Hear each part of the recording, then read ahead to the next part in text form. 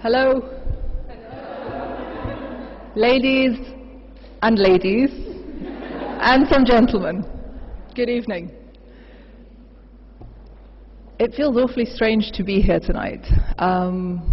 Usually when I think of Follow the Women, I look for my cycling shorts, a t-shirt and a pair of trainers. That's where instinct usually takes me. Sense this evening took me to a pair of heels and a little black dress. But either way, I'm really thrilled to be here with you tonight. I'm really looking forward to just meeting with some of you, talking with some of you, and just listening to your experiences over the past couple of days. A very warm Syrian welcome to each and every one of you who've made the trip to this part of the world. 223 remarkable women, 25 countries, 5 continents. By the time you ladies go home, you would have cycled over 350 kilometers. Wow. I think, yes, the instinct is for everyone to give themselves an applause. So I will start by saying just well done.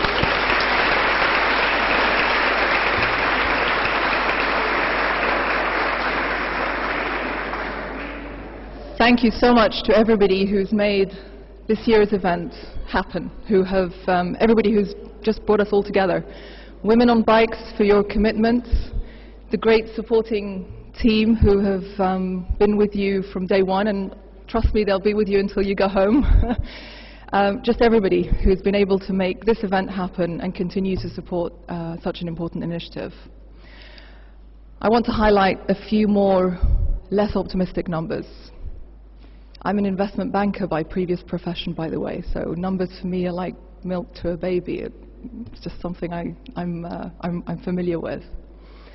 There are over 2 million refugees living in Syria today. 1.4 million Iraqis, over 500,000 Palestinians. That's in Syria alone. 4,000 innocent lives have been killed in the first 4 months of 2008. Mostly women and children, all completely innocent. That's the reality, that's a stark reality of the region that we live in. Families destroyed, lives shattered, dreams buried. To many from afar, that's the story of the Middle East. An area and a region dogged by violence, sadness, grief, and constant killings. A place where we can switch on and off with the flicker of a remote control. But let me tell you, reality is very different. It's only when we look beyond the numbers, dig amongst the rubble, and overcome the grief that we're able to see what that reality looks like. The region is so different to general public perception everywhere else in the world, and yet so similar to your own countries, your own neighborhoods, and your own communities. By traveling in the Middle East, especially this area, especially the Levant, you quickly realize and appreciate how much these lands have been witness to the colorful exchange and interaction of cultures and religions over thousands of years. You quickly realize the beauty and variety of the landscape and the welcoming, friendly, and hospitable people. A stark difference to what is usually written and communicated about us in other parts of the world. Different words, different sentences. Very big difference. If I go back slightly to the people, welcoming, friendly, hospitable, that's only the surface. It's when you take up the courage to sit down for a cup of tea that the magic happens. The magic that I'm referring to is when you're able to realize that actually we're just so similar.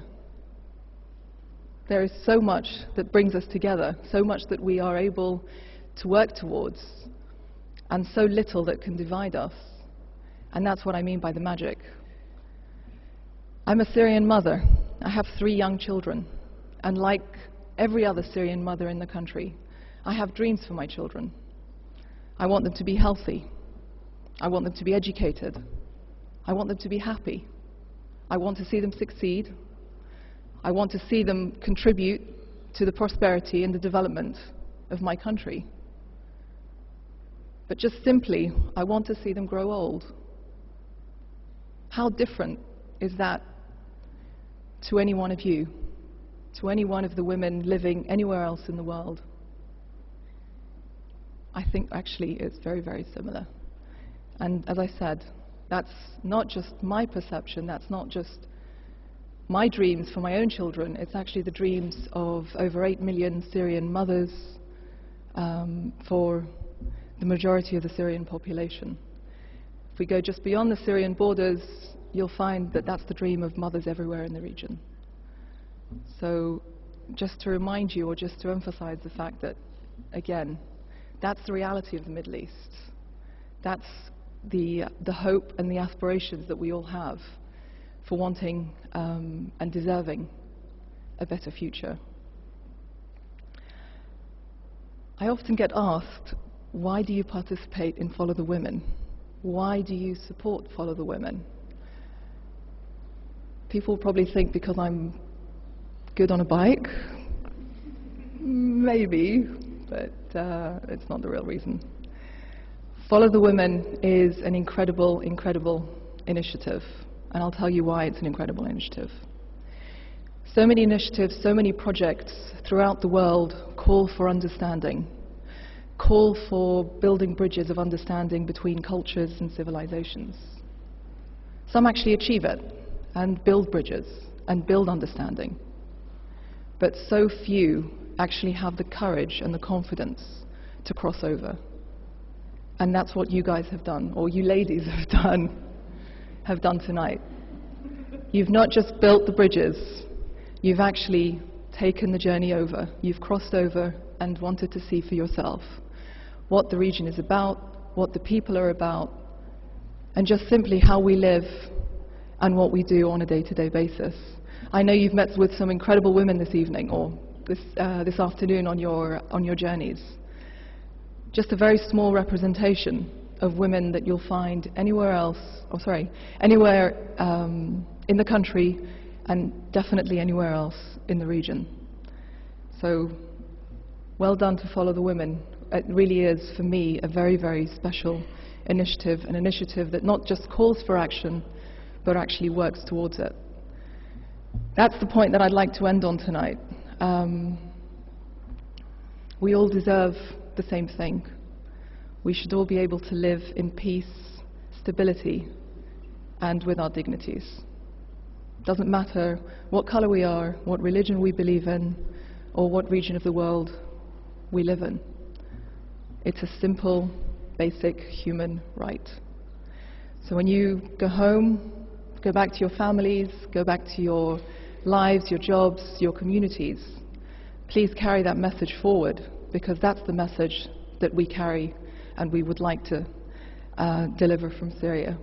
So I don't want to spend any more time talking up here. I'd rather spend more of the time talking with you ladies directly. Anyway, thank you so much for coming.